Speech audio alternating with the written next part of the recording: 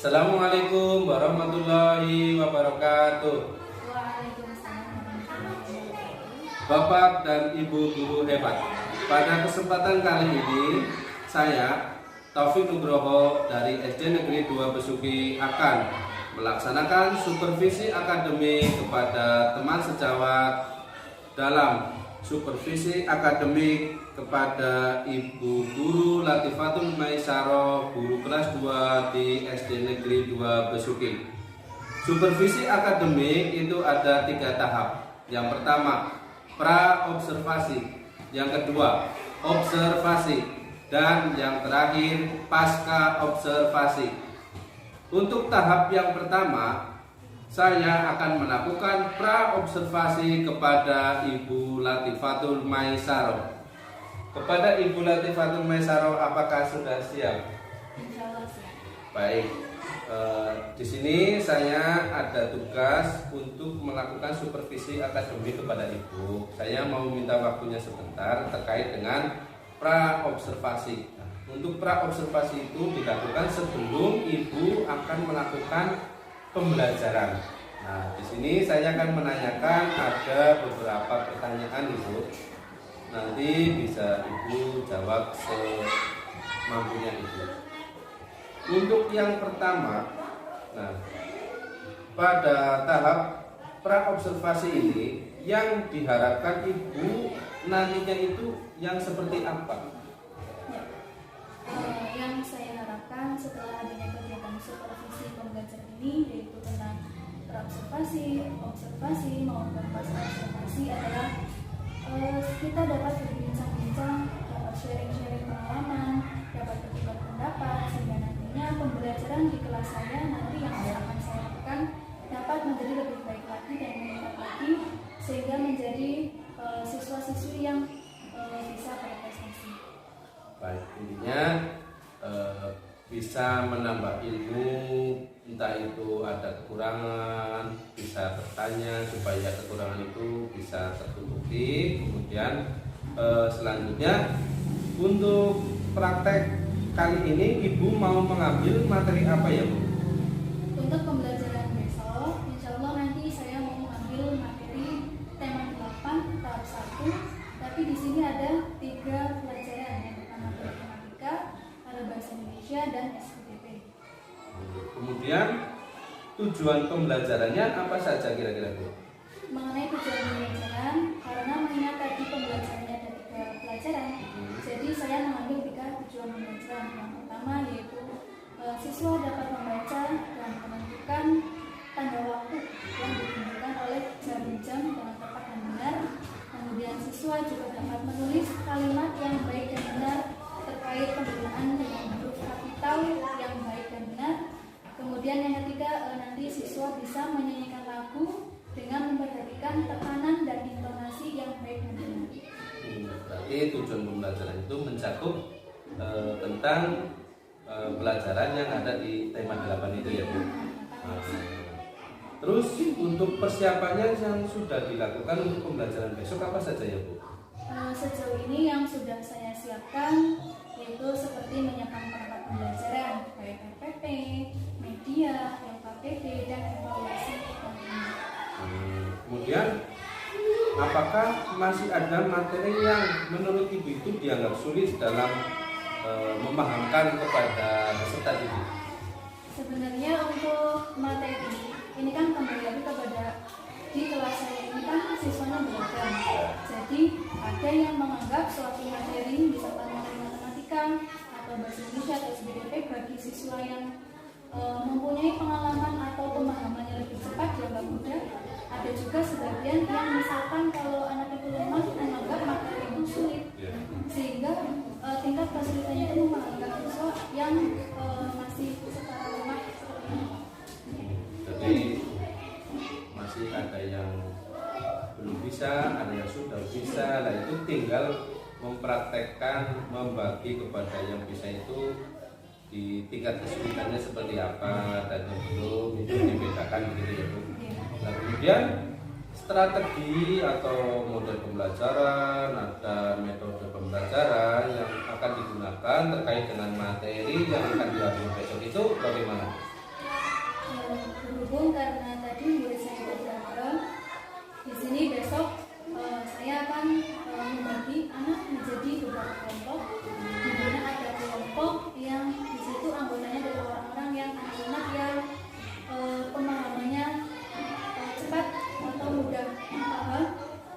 Nah, ada juga kelompok yang pemahamannya masih lemah. Nah, nanti saya menyediakan lembar kerja siswa. Nah, di situ terdapat soal yang nantinya berbeda. Bagi anak yang pemahamannya cepat dan anak yang pemahamannya lemah. Otomatis nanti anak yang pemahamannya cepat, soalnya akan lebih kompleks, kayak lebih anak untuk berpikir kritis. Sedangkan bagi anak yang lemah, nanti soal-soalnya yang kira-kiranya bisa mudah dipahami oleh saya. Jadi menyesuaikan dengan kemampuan si peserta didik dulu ya, strateginya.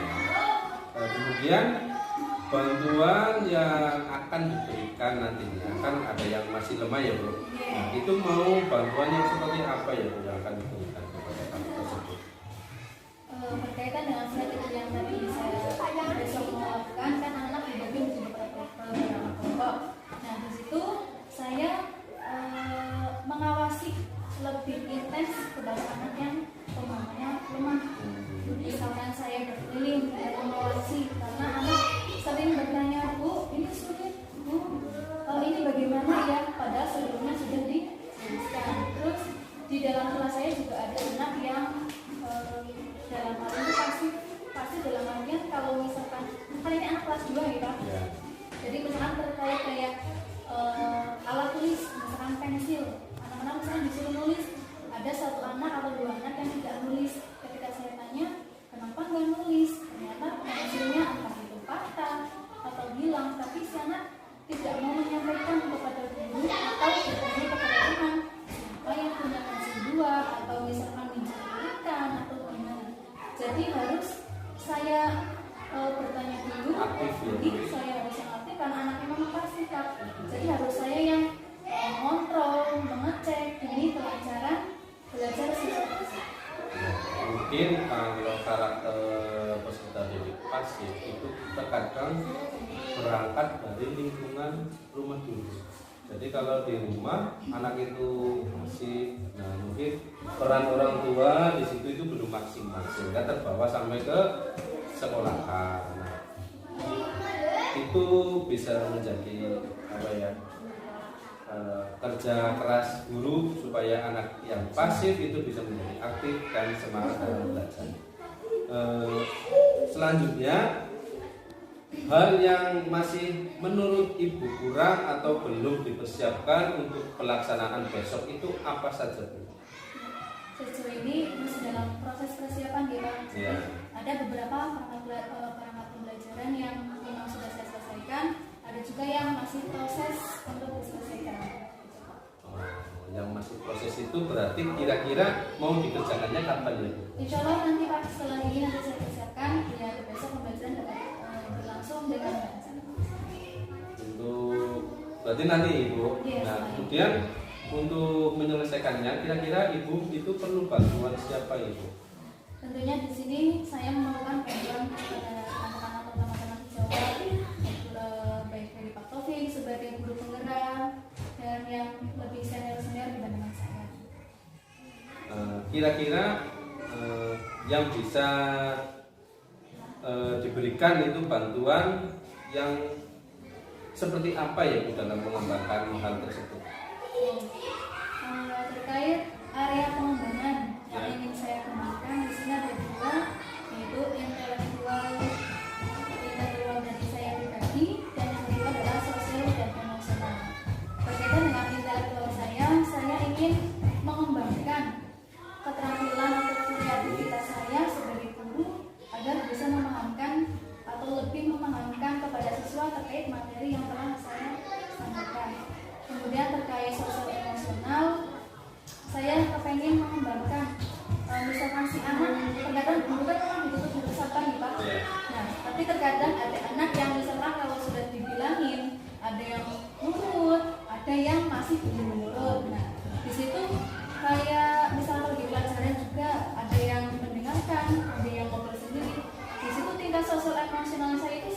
biji itu Pak, jadi kayak naik turun seperti itu. Nah, saya pengen mengembangkan di area pengembangan tersebut agar lebih baik lagi gitu, Pak.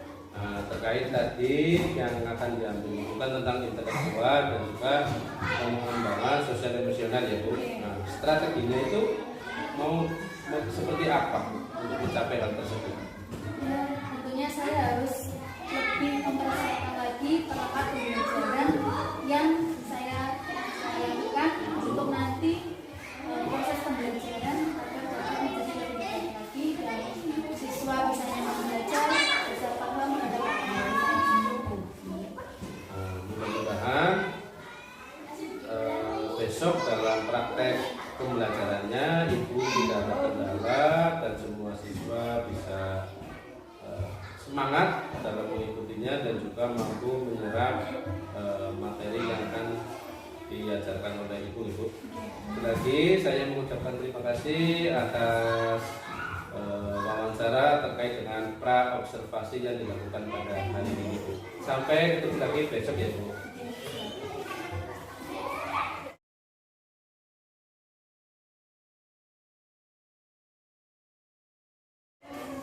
Assalamualaikum warahmatullahi wabarakatuh.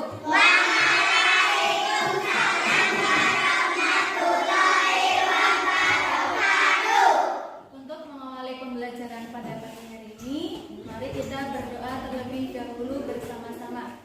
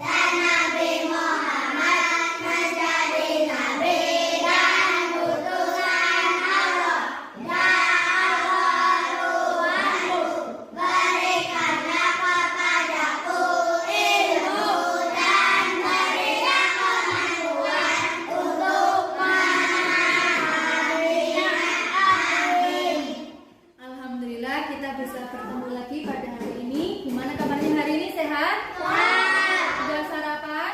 Belum? Kalau pagi-pagi harus sarapan. Ada yang nggak masuk? Enggak. Berarti Bu Guru absen dulu ya. Bu Guru panggil satu-satu namanya. Afifah Nuraini. Ada. Amara Putra. Adik. Angelina Nuraini. Atina Syifa. Erlan Muzayid. Faisal Mukarram. Fikri Fatihul Ulum. Kaisya Purnata. Lasakina Nurul Laini. Muhammad Azizan. Muhammad Rafa Azhar. Naila Reihana. Syahra Maulida. Rizky Akbar Maulana. Januar Al-Haju. Sen Kenan. Helmi Chandra. Alhamdulillah pada pagi hari ini hadir semua ya. Gak ada yang sakit? Sebelum memulai pelajaran, kita mau main tepuk dulu. Ya, Bu Guru panggil tepuk semangat. Nanti kalian melakukan tepuknya dengan bareng-bareng yang semangat. Oke? Siap? Tepuk semangat.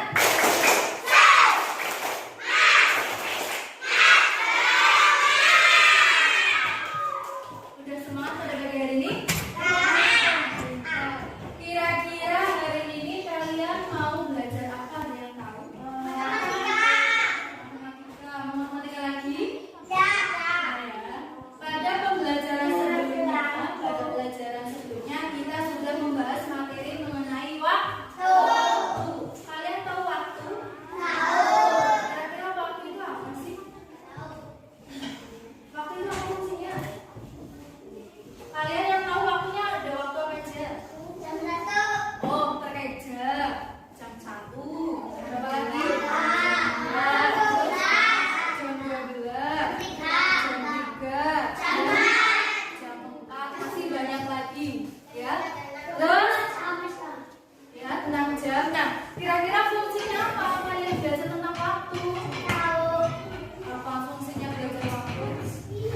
biar bisa mengetahui tentang ya pelajaran matematika tentang waktu. Kalian tahu kapan waktunya pagi? Waktu pagi dimulai dari jam berapa sampai jam berapa? Waktu siang jam berapa sampai jam berapa? Waktu malam jam berapa sampai jam berapa? Kayak gitu ya. Pengen belajar lagi? Lanjutkan materi yang enak ya, agar lebih paham. Ya. Sekarang Bu Guru punya jam ya. Oh ya, alat ukur waktu apa kemarin namanya? Jam ada berapa jadi? Siapa yang kalian tahu jam ada apa aja?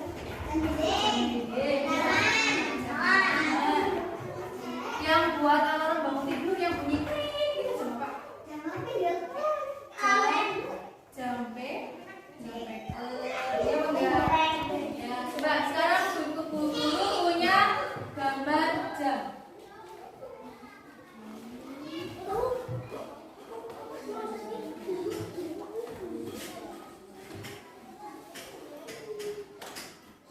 Baca sendiri sekarang ya.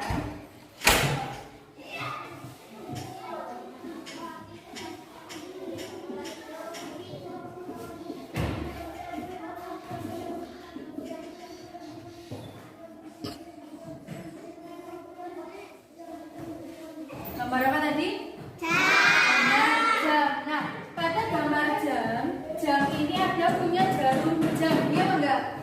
Ada jarum panjang, ada jarum pendek. Mana yang jarum panjang, mana yang jarum pendek? Jarum panjang menunjukkan angka berapa? Jarum pendek menunjukkan angka berapa? Jadi pada jam yang tertera ini pada gambar menunjukkan jam pukul berapa? Pukul berapa? 3. Pukul 3 karena jarum panjang di angka 12 dan jarum pendek di angka 3. Ya, paham sampai sini? Nah, terus kalian kalau pagi-pagi berangkat sekolah itu berangkatnya jam berapa? 6:30. Mulai pelajaran di sekolah jam berapa? Jam 7 ya. Nah, kalau menulis jam 7, kalau jam 7 itu waktunya berarti jarum pendeknya di angka berapa? Angka 7 ya. Terus kalian istirahat pada waktu jam pertama sekolah jam berapa? Jam 9. Maka jarum panjangnya di angka 9. Kalian kalau mau sholat zuhur jam berapa? Kalau penulisan waktu yang benar bagaimana? Misalkan Bu Guru punya suatu kalimat, misalkan Andi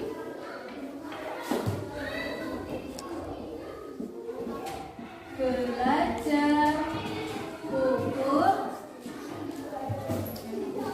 20.00. Bu Guru tulisnya benar apa salah?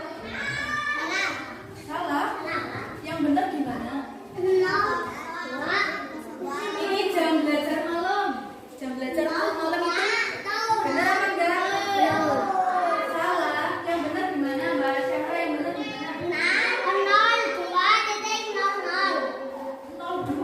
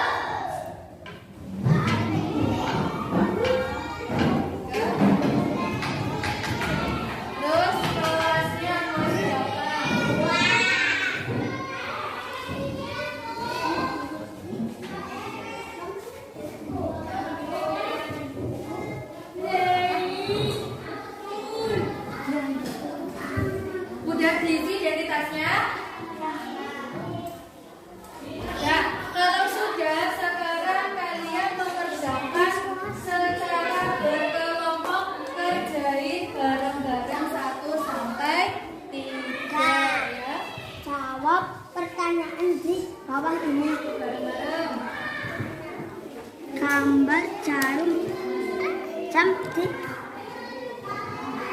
samping sehingga menunjuk pukul apa enak.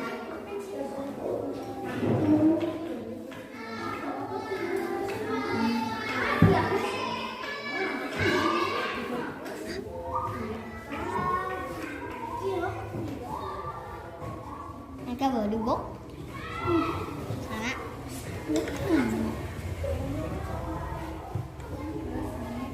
Gambar jam. Kalian gambar jam pukul 10. Coba gambarnya gimana? Dibikin lingkaran kayak gini kayak buku nih. Terus di gambar. Nggak apa-apa, pakai gambar lingkaran aja nggak apa-apa.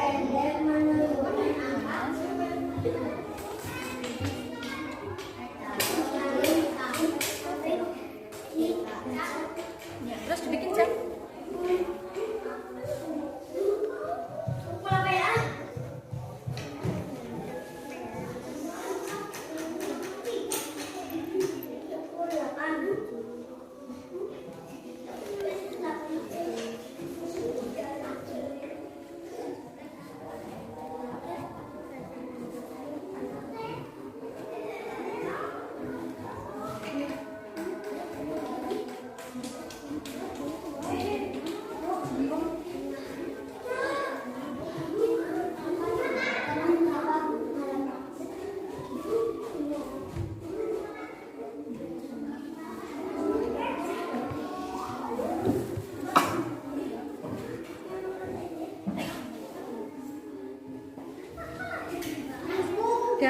Udah selesai ya? Udah selesai? Udah. Coba. Coba sekarang kalau udah selesai, kertasnya dikumpulkan ke buku. Perwakilan satu kelompok maju mengumpulkan lembar kerjanya, lembar jawabnya. Coba. Nggak usah sih. Nggak usah diganti, nggak apa-apa. Ya. Ayo kelompok 1, kelompok 3, kelompok 5.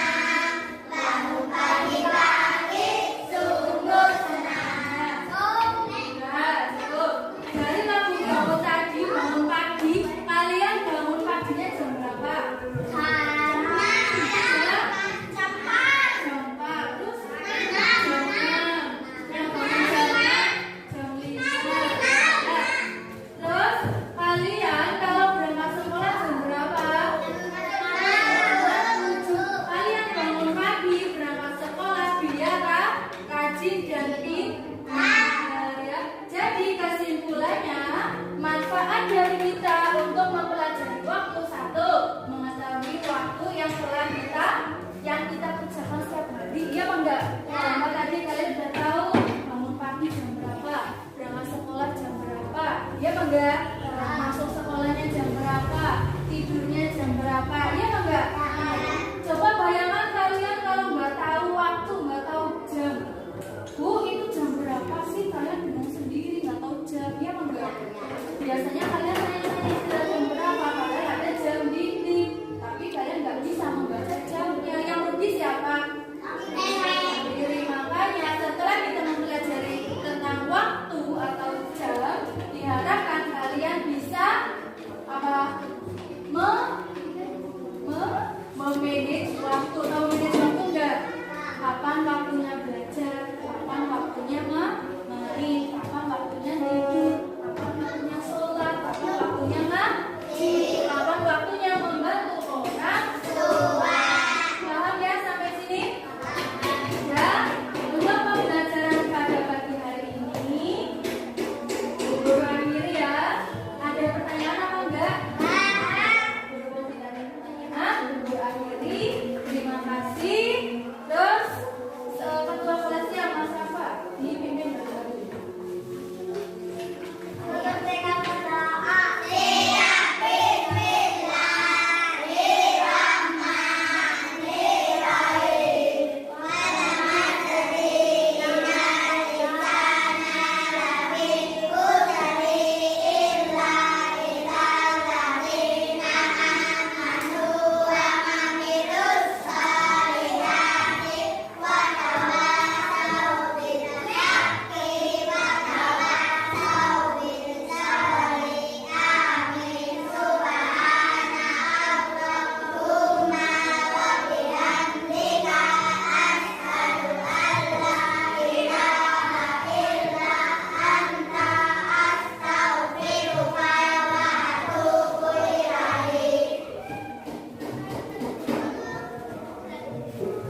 Terima kasih untuk hari ini. Jangan lupa belajar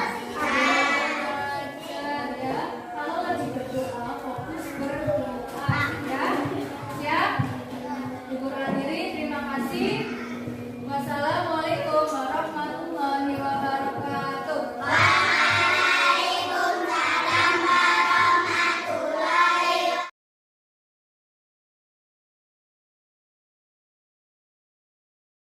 Assalamualaikum warahmatullahi wabarakatuh. Waalaikumsalam warahmatullahi wabarakatuh. Tiba di sini yaitu terakhir yaitu tentang pasca observasi.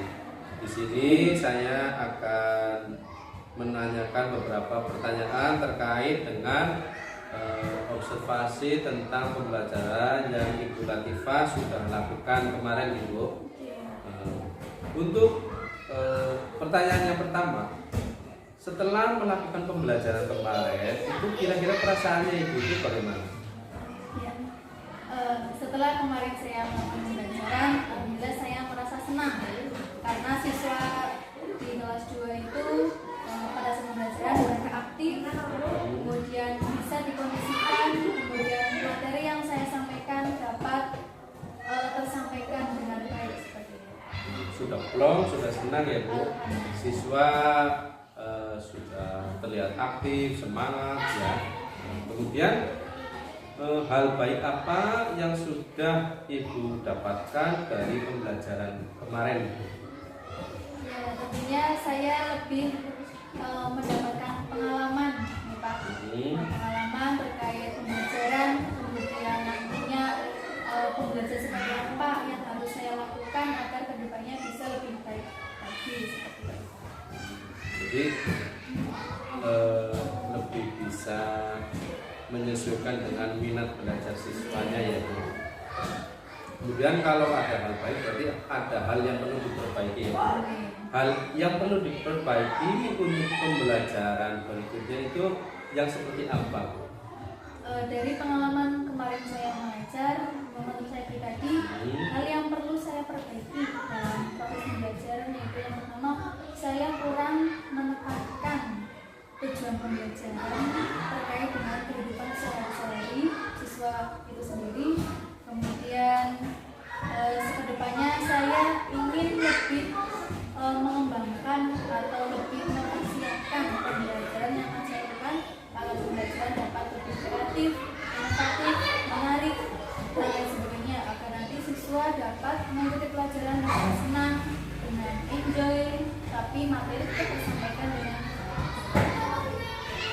luar biasa terkait dengan hal yang perlu diperbaiki. Mudah-mudahan memang titik dasarnya di peserta didik. Kalau peserta didik itu semangat, senang, insya Allah tujuan pembelajaran yang akan disampaikan, yang akan dilakukan itu bisa terlaksana. Kemudian tadi ada beberapa area pengembangan. Nah, terkait dengan itu, apakah sudah tercapai, Bu? Dari kemarin yang sudah saya sampaikan, area pengembangan atau yang ingin saya kembangkan karena juga yang telah saya bagi kepada siswa nasional. Alhamdulillah kemarin sudah tercapai, jadi anak-anak bisa memahami pelajaran yang saya sampaikan, kemudian anak-anak kondusif.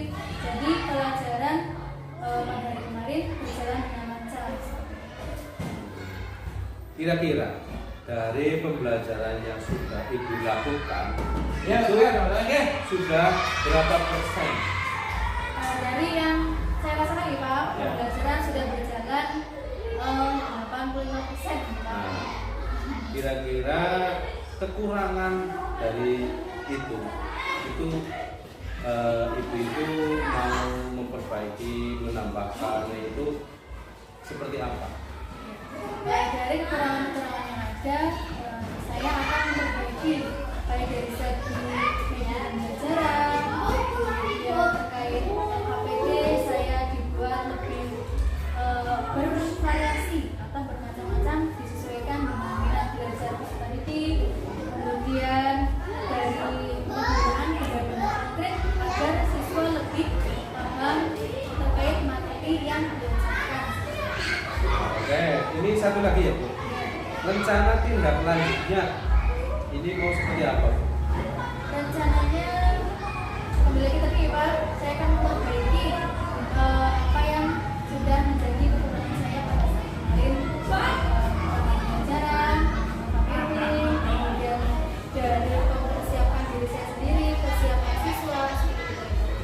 Baik, terima kasih sekali atas waktunya Bu Latifah. Mudah-mudahan peserta didiknya mampu mengikuti pembelajaran dengan semangat, ceria, dan mampu menyerap materi yang disampaikan oleh Ibu. Baik, Bapak dan Ibu guru hebat, demikianlah tahap pra-observasi, observasi, dan pasca observasi yang kami lakukan di SD Negeri 2 Besuki. Sekali lagi saya ucapkan terima kasih. Wassalamualaikum warahmatullahi wabarakatuh.